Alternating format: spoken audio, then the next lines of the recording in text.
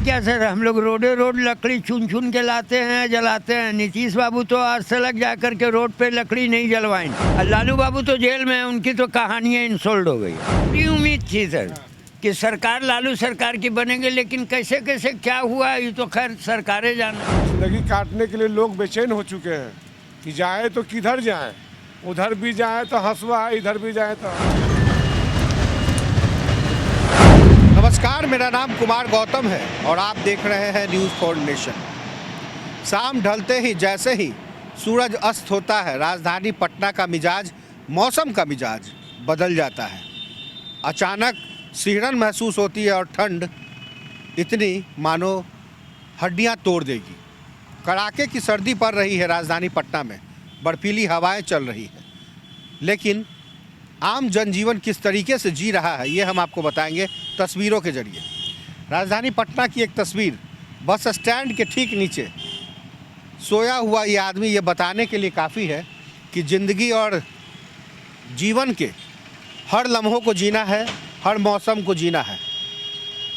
बेबस और लाचार ये परिवार बरसों से यहाँ राजधानी पटना में रह रहा है।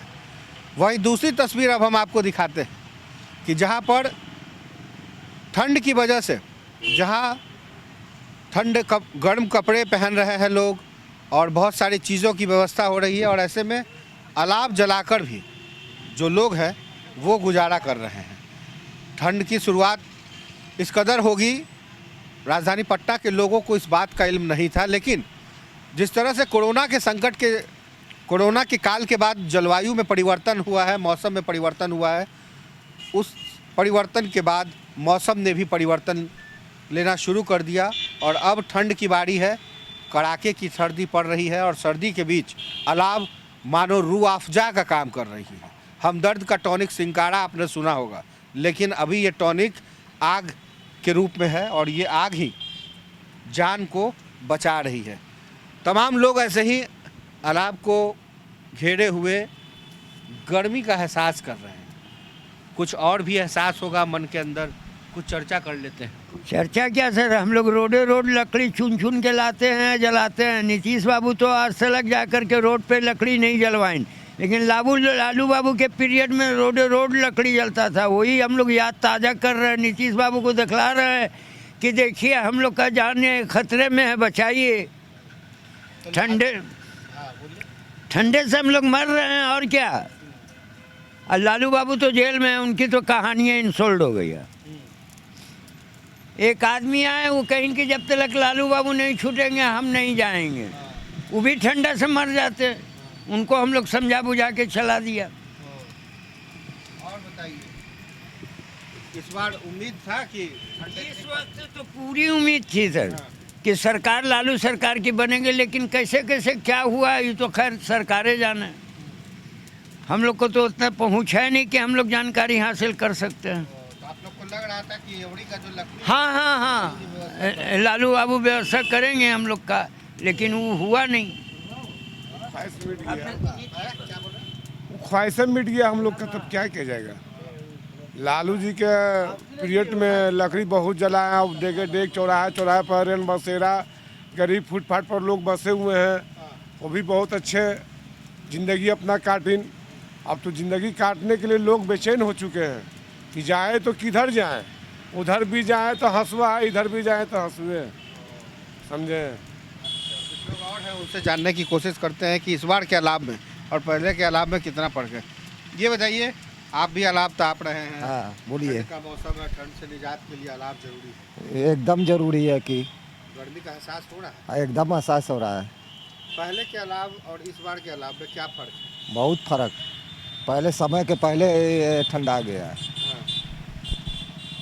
तो ये सब जिला प्रशासन व्यवस्था की है कि आप लोगों का इस नहीं, हम लोग आपस में यहाँ चुन चान कर रोड पर चुन चान कर अपना काम किए, अपना व्यवस्था। हाँ अपना व्यवस्था किए है। तो सरकार तो कहती है कि हम बहुत व्यवस्था करते रहते का हैं। केवल हवा आई है। सरकार की व्यवस्था करिए कि हम लोग रोडे रोड लकड़ी चुन रहे हैं। सरकार तो बहुत कुछ बोलती है, लेकिन कहाँ कुछ कर पाता है सरकार।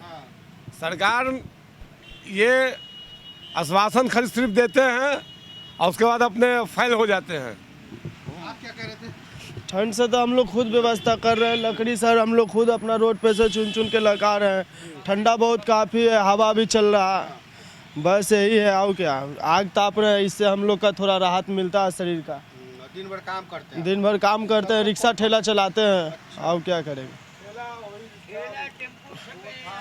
और ठेला टेम्पू सब चलाते हैं। तो ये बताइए कि इस बार तो है सरकार और प्रशासन कह रही थी कि अलाव का व्यवस्था अखबार में बहुत चल रहा था। नहीं तो कहाँ, आप खुद देख लीजिए ना कि कहाँ यहाँ से आर ब्लॉक चले जाइए, इधर आयकर गोलंबर तक चले जाइए, कहाँ कोई अलाव उलाव जल रहा। आप खुद देखिए आँख से। सर हम लोग तो ये लकड़ी छून छान के ला के जला रहे हैं।